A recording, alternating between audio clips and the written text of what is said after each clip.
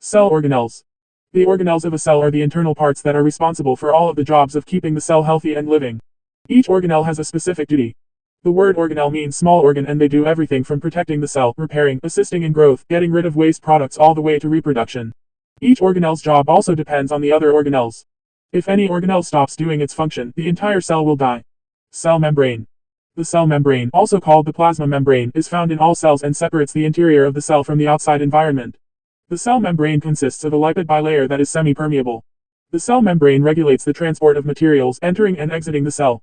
The plasma membrane, or the cell membrane, provides protection for a cell. It also provides a fixed environment inside the cell, and that membrane has several different functions. One is to transport nutrients into the cell and also to transport toxic substances out of the cell. Another is that the membrane of the cell, which would be the plasma membrane, will have proteins on it which interact with other cells. Those proteins can be glycoproteins, meaning there's a sugar and a protein, or they could be lipid proteins, meaning that there's a fat and a protein.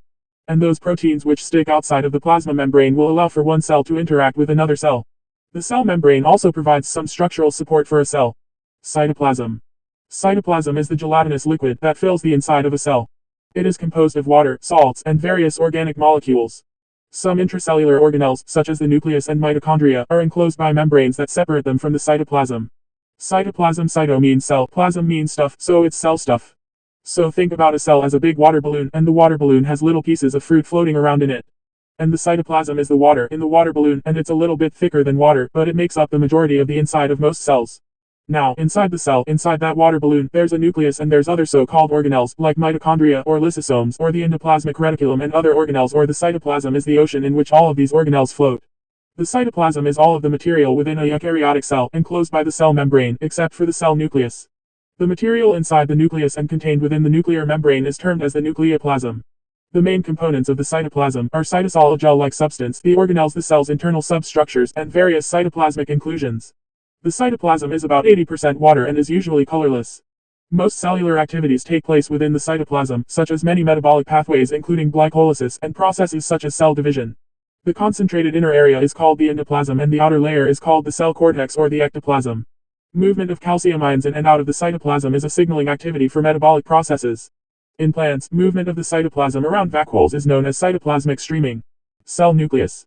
In cell biology, a nucleus is a membrane-bound organelle found in eukaryotic cells. The main structures making up the nucleus are the nuclear envelope, a double membrane that encloses the entire organelle and isolates its contents from the cellular cytoplasm, and the nuclear matrix, which includes the nuclear lamina, a network within the nucleus that adds mechanical support, much like the cytoskeleton supports the cell as a whole. The cell nucleus contains all of the cell's genome, except for the small amount of mitochondrial DNA and, in plant cells, plastid DNA. Nuclear DNA is organized as multiple long linear molecules in a complex with a large variety of proteins, such as histones, to form chromosomes.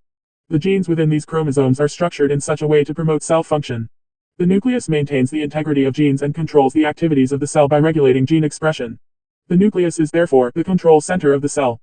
Golgi complex. The Golgi complex, also known as Golgi apparatus or Golgi body, is an organelle in eukaryotic organisms that moves molecules from the endoplasmic reticulum to their final destination.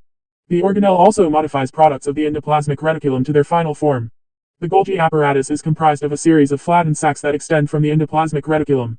The main function of the Golgi apparatus is the ability to deliver vesicles or packets of various cell products to different locations throughout the cell. The Golgi also has important functions in tagging vesicles with proteins and sugar molecules, which serve as identifiers for the vesicles so they can be delivered to the proper target. The Golgi apparatus has many discrete functions, but all functions are associated with moving molecules from the endoplasmic reticulum to their final destination and modifying certain products along the way. Endoplasmic reticulum. Endoplasmic reticulum is a network of channels or sac-like structures and tubes in the cytoplasm of a cell. Proteins and other molecules move through the endoplasmic reticulum. The outer surface of the endoplasmic reticulum can be smooth or rough. The rough endoplasmic reticulum has many ribosomes on its outer surface and makes proteins the cell needs.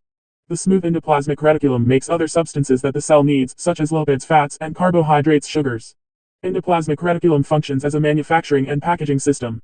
It works closely with the Golgi apparatus, ribosomes, messenger RNA, and transfer RNA. Structurally, the endoplasmic reticulum is a network of membranes found throughout the cell and connected to the nucleus.